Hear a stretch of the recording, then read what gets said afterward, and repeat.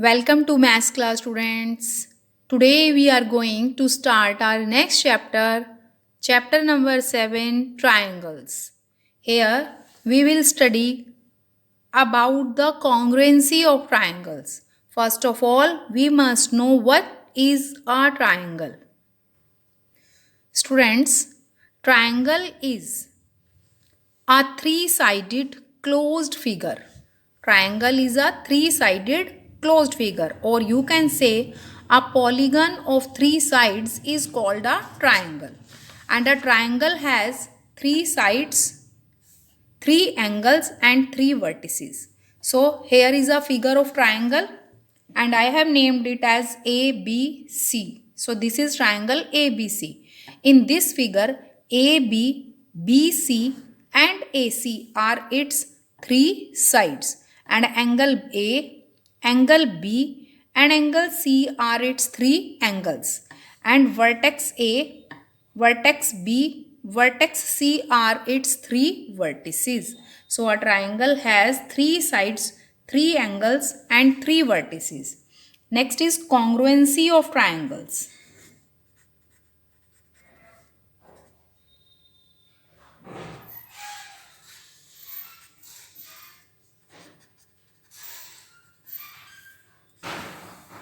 Before the congruency of triangles, you must know what are congruent figures. Students, congruent figures are those figures which are same in shape and size.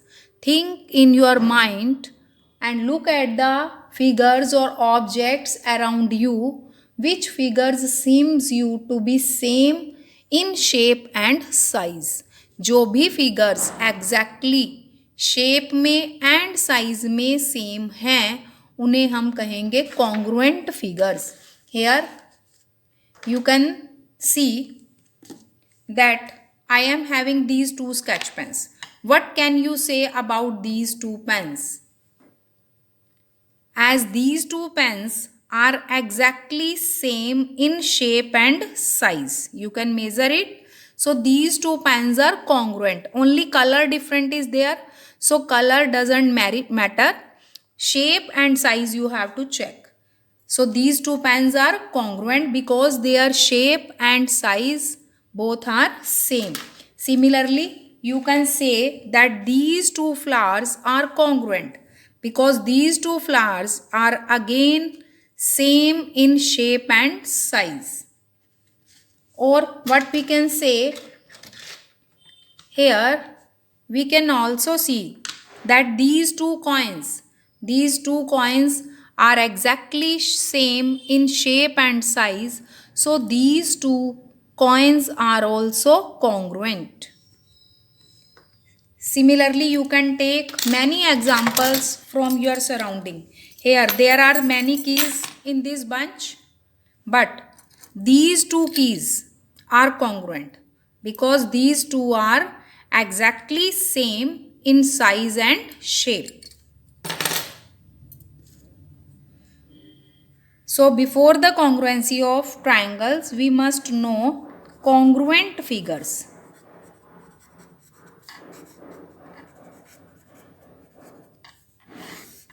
Those figures which are same in size. Two चीज़ों को हम mention कर रहे हैं. which are same in size and shape are called congruent figures.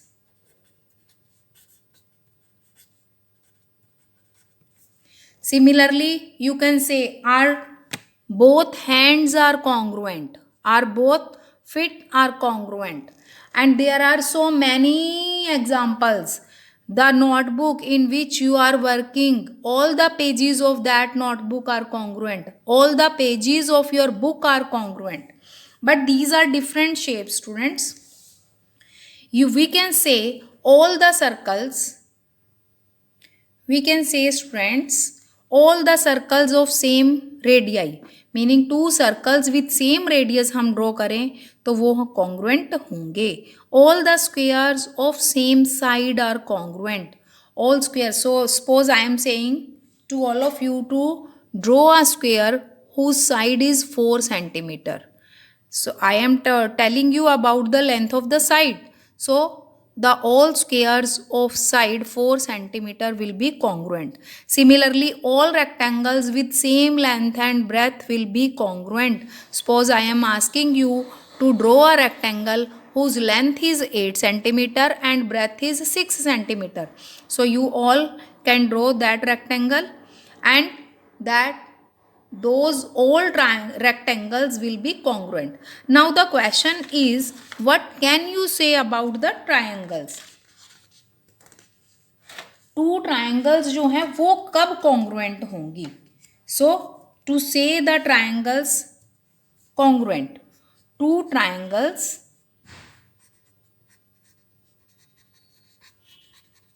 Are congruent. Now think. देखो, two circles congruent हो गए जब उनके रेडियस सेम हो गए, बिकॉज सर्कल में एक ही चीज से सर्कल चेंज होता है, that is its radius. And square में स्क्वेयर का साइज एक ही बात से चेंज होता है, वो उसकी साइड.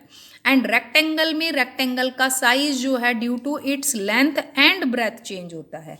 तो अगर हम उनको सेम कर देंगे तो रेक्टेंगल्स कॉन्ग्रुएंट हो जाएंगी. तो अब टू ट्राइंगल्स कब कॉन्ग्रुएंट होंगी? Two triangles are congruent when their corresponding sides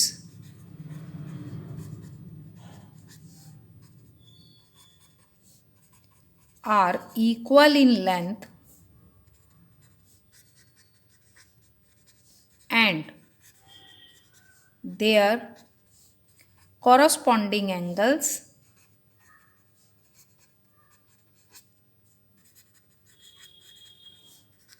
are equal in measure. Meaning angles का मेजर सेम होना चाहिए और साइड्स की लेंथ सेम होनी चाहिए, तो तभी हम टू ट्राइंगल्स को कॉन्ग्रुएंट बोल सकते हैं. Suppose I M drawing the figure of two triangles. Triangle ABC and the second triangle is PQR. In given figure, triangle ABC, now this is the sign of congruency. ऊपर है S. S means shape same होनी चाहिए, and नीचे ये draw किया है equality sign. Shape same हो और साइज इक्वल हो. Triangle PQR. when if AB side जो है वो किसके इक्वल होनी चाहिए? PQ के. और BC जो है वो QR के इक्वल होनी चाहिए, और AC जो है वो PR के इक्वल होनी चाहिए. मीनिंग इन साइड्स की लेंथ आपस में क्या होनी चाहिए? Exactly same. Only size, length, sides भी सेम होनी चाहिए एंड एंगल्स भी. Angle A must be equal to angle P and angle B is equal to angle Q and angle C must be equal to angle R. So these sides and angles are called corresponding parts of triangle. So it means two triangles are congruent if their corresponding parts are equal. So these are called corresponding parts.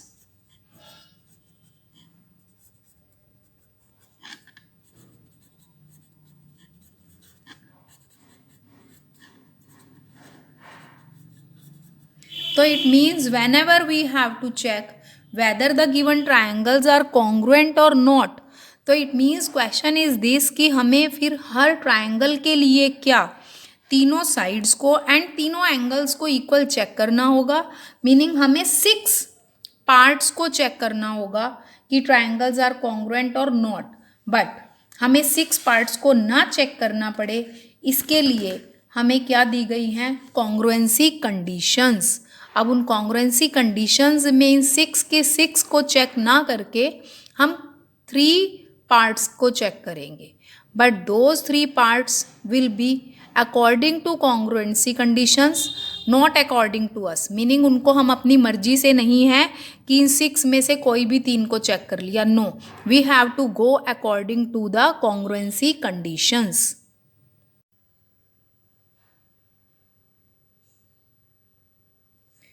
There are 4 congruency conditions of triangles.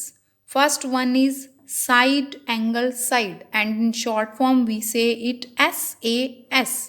Meaning हमें तीनों sides and तीनों angles को check करने की ज़रूरत नहीं है. We can check 2 sides and 1 angle. And in second condition ASA, meaning 2 angles and 1 side. In third condition SSS, meaning if all 3 sides of a triangle are equal to the 3 sides of the other triangle, then the triangles are congruent. And fourth condition is RHS. This condition is applicable only on right angle triangles. But each right angle triangle, it is not compulsory that it will follow this condition. Meaning क्या है कि अगर RHS condition को लगाना है, for that your triangle must be a right angle triangle, but the converse is not true. Here I am taking condition number 1, that is SAS, meaning side angle side. According to this condition, 2 triangles are congruent if their corresponding sides are equal, 2 sides are equal and their included angle. अब ये angle जो है 2 sides के बीच में लिखा है, तो ऐसी मर्जी हमारी नहीं है कि इन 2 triangles में हम किसी भी एक एंगल को ले लें और 2 sides को. No, we have to go according to this condition. Condition को हमें ध्यान से समझना है. ये तो कंपलसरी है, ये तो ज़रूर हो गया कि एक एंगल को इक्वल करना है, पर कौन सा एंगल इक्वल होना चाहिए? जो 2 साइड्स इक्वल होंगी उनके बीच वाला, उनका included angle. Suppose side AB PQ के इक्वल है. अब ये this sign is for equal. अब AB और PQ पर मैंने ऐसे साइन को मार्क किया है, तो इट मीन्स ये साइड AB और साइड PQ आपस में इक्वल हैं. इसी टाइप से BC एंड QR आपस में इक्वल हैं. तो अब SAS कंडीशन को अप्लाई करने के लिए जो एंगल है वो इक्वल होना चाहिए एंगल B को एंगल Q के. अगर ऐसा है then the triangles are congruent because 2 sides are equal and their corresponding angles are, included angle are equal. अब suppose करो you are having these 2 triangles. This is A, B, C, D, E, F. Here side AB is 5 centimeter and DF is 5 centimeter. Side DE is 4 centimeter and AC is 4 centimeter. And angle B जो है ये 40 degree है और इधर से आपका angle F 40 degree है. What can you say about these 2 triangles? Are these 2 triangles congruent? Think about your answer. Are these 2 triangles congruent? क्या चेक करना है? 2 sides must be equal. ठीक है, एक साइड ये 5, ये 4 है और ये 4 है, 2 sides equal हो गई. और कभी भी 1 एंगल नहीं बोलना बेटा, इंक्लूडेड एंगल बोलना है, तभी आप कंडीशन को सही से अप्लाई करेंगे. सी, इंक्लूडेड एंगल में तो था कि एंगल A को एंगल D के इक्वल होना चाहिए था, बट एंगल B को एंगल F के इक्वल गिवन है. सो एंगल इक्वल तो है बट ये इंक्लूडेड एंगल नहीं है. No, the triangles are not congruent.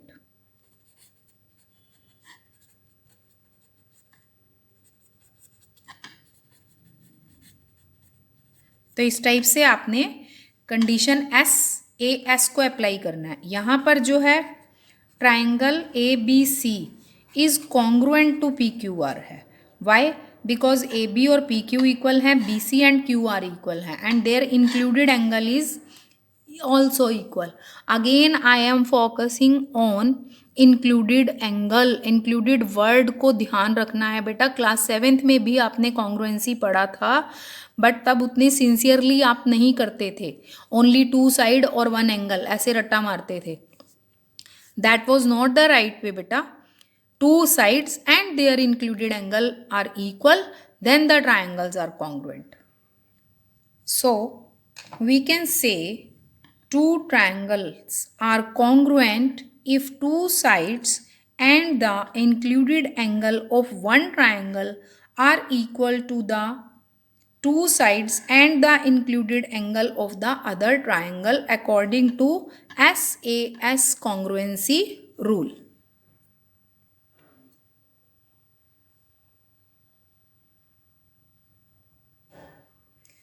Now, next condition is ASA congruency rule. According to this condition, you can say again ASA, angle where two times is there and side is one time. So you can say two angles और side बीच में लिखा है, तो it means two angles and included side. It means we can say two triangles are congruent if two angles and the included side of one triangle are equal to two angles and the included side of other triangle. Again you can say if we are having these two triangles A, B, C, P, Q, R. Here angle B is of 40 degree and angle C is of 40 degree. And this angle is of 50 degree and this one angle A here is of 50 degree. Now two angles are equal and included side, इनकी included side कौन सी होगी? Triangles को congruent होने के लिए किस side को equal होना चाहिए? क्या इन तीनों में से कोई भी साइड इक्वल हो जाए? और think about according to congruency condition.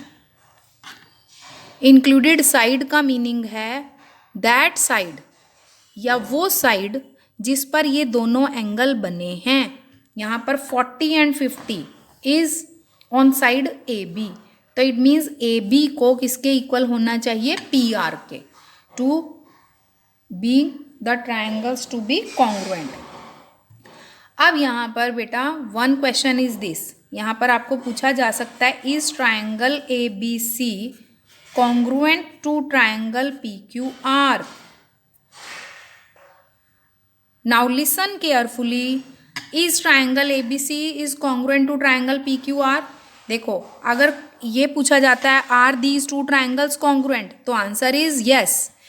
But if you are asked is triangle ABC is congruent to triangle PQR, तो ABC को PQR के congruent होने का मतलब है कि जो A पर एंगल बना है that should match with angle P. चलो ये तो ठीक है.